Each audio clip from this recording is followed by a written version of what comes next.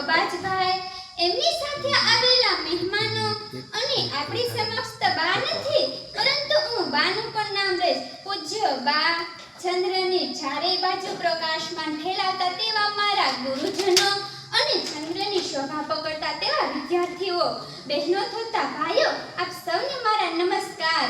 નમસ્તે. હું વાળા તેજલ ધોરણ 12 માં શ્રીનિવાસી અંધ વિદ્યાલયમાં અભ્યાસ કરી રહી છું.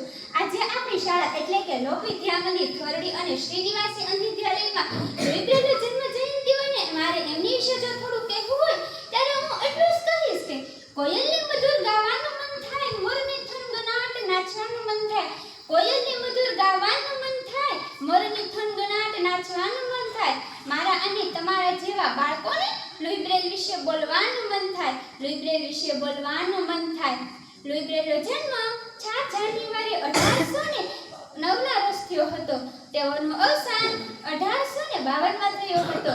લુઈબ્રેલ કુલ 43 વર્ષ જીવ્યા અને 43 વર્ષમાં તેઓએ તેમનું જીવન ટૂંકાવી આપ્યું.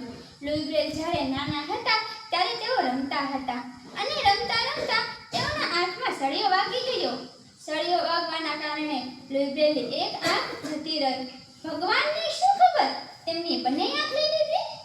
સરોવર મારું સોહામું અને જળા પિતર પર જાય, સરોવર મારું સોહામું અને જળા પિતર પર જાય. શું કે હું અમારા મહાત્મા વ્યક્તિ લુઈબ્રેલ વિશે શબ્દ જ મારા લહેરાતા જાય, શબ્દ જ મારા લહેરાતા જાય.